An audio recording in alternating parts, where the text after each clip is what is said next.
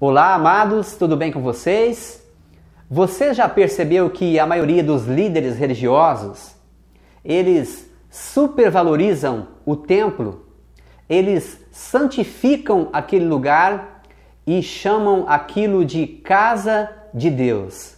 Eles chamam aquele prédio de casa de Deus não pela cultura ou então pela tradição, mas porque eles sabem que quando alguém crê que de fato aquele lugar é a casa de Deus, naturalmente essa pessoa ficará aprisionada e mensalmente vai pagar a sua mensalidade naquele lugar. Todos nós que nascemos dentro de uma denominação religiosa ou que fomos doutrinados por ela, na nossa cabeça, aquela denominação é a denominação verdadeira, que se baseia na palavra de Deus, é a denominação conforme a vontade do Altíssimo.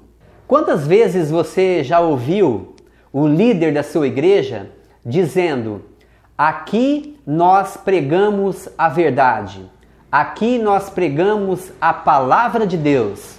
Porém, quando você vai na denominação B, o líder daquela outra denominação também diz a mesma coisa. Aqui nós pregamos a palavra de Deus. Porém, nós sabemos muito bem que a doutrina da denominação A, ela é diferente da doutrina da denominação B. Você não acha estranha essa situação? Mas pelo menos uma coisa todas as denominações têm em comum. Todas declaram que aquele prédio, aquele templo é a casa de Deus. Mentiram para mim durante muito tempo, dizendo que aquele lugar era a casa de Deus, dizendo que aquilo era a igreja de Cristo. E eu fazia a mesma coisa com outras pessoas. Do púlpito da igreja, eu pregava, eu ensinava esta heresia para todos que ali frequentavam. Se você é uma pessoa que pertence ao sistema religioso, a sua reunião, naquilo que chamam de igreja, ela se baseia em apenas rituais, liturgias e eventos. A comunhão maravilhosa entre os irmãos que dizem repetidamente no microfone para você acreditar, ela não existe. Não existe comunhão entre pessoas. Neste modelo de liturgia, você fica, em média, 1 hora ouvindo a mensagem do seu líder, momento este onde as pessoas não podem se comunicar entre elas, e no final do culto, na porta da igreja, você cumprimenta o seu irmão, lhes desejando uma boa semana e só vai revê-lo no próximo culto, na próxima semana. Durante aquela mesma semana, dificilmente você vai ver aquele irmãozinho. Dificilmente aquele irmão vai telefonar na sua casa. Raramente você vai visitá-lo para tomar um café e falar sobre as coisas e o reino de Deus. Isto não é comunhão. Isto não é igreja. Isto é apenas um sistema religioso onde as pessoas não têm relacionamentos. No livro de Atos, capítulo 17, versículo 24, o apóstolo Paulo, ele se depara com alguns religiosos que insistiam nesta mesma mentalidade de religião. E sabe o que Paulo diz para essas pessoas? O Deus que fez o mundo e tudo que nele há, sendo Senhor do céu e da terra, não habita em templos feitos por mãos humanas. O templo não é a casa de Deus. Alguém já me disse que encontrou na Bíblia o apóstolo Paulo indo ao templo. E de fato está registrado isso na Bíblia. Mas você sabe o que o apóstolo Paulo foi fazer ao templo? Ele foi ao templo dos religiosos pregar o evangelho da graça. na intenção de arrancá-los da religião. Porém, nesta feita, Paulo não teve êxito. Ele foi chamado de herege, ele foi humilhado e ameaçado de morte. E assim, com a ajuda de outros irmãos, ele fugiu e foi enviado para outra cidade. Mas então, como é que a Igreja de Cristo vivia no Novo Testamento? Como é que os irmãos se reuniam para crescer na graça e no conhecimento? Os irmãos se reuniam, ou a igreja se reunia nas casas.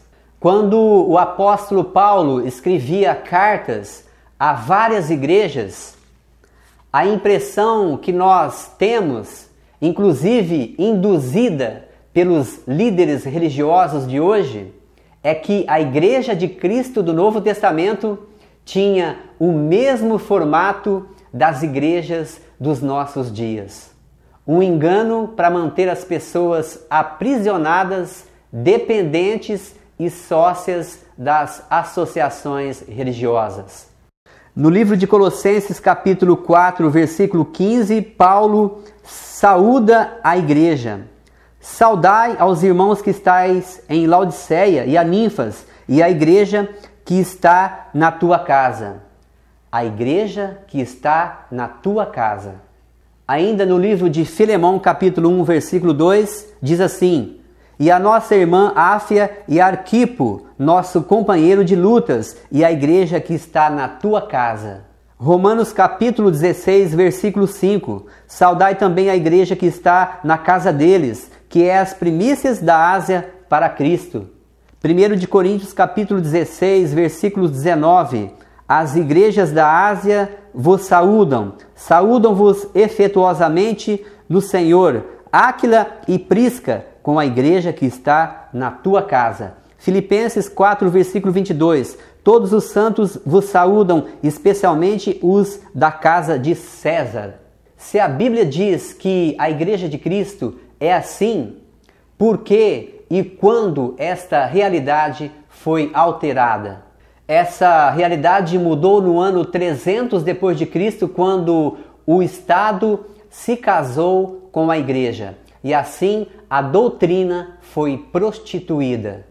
Depois disso houve uma reforma, porém a base da doutrina prostituída foi conservada. Mas na história do povo de Deus sempre existiram os sobreviventes, os que resistiram, os chamados de remanescentes. E você sabe por que os remanescentes sobrevivem a tudo isso?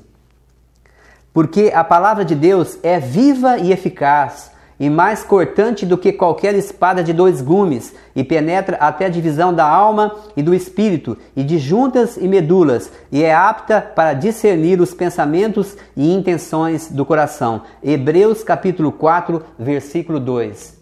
Conhecereis a verdade, e a verdade vos libertará. Cada um de nós nasceu dentro de um formato de igreja e de doutrina, e assim nós crescemos acreditando que aquilo era a verdade, que aquela doutrina era de fato fundamentada na Bíblia. Porém, a palavra de Deus, a Bíblia, ela ensina diferente daquilo que ensinam as denominações do sistema religioso. Medite nisso, compartilhe esse vídeo para que seu amigo fique sabendo desta verdade. Um abraço a você e que Deus possa te abençoar.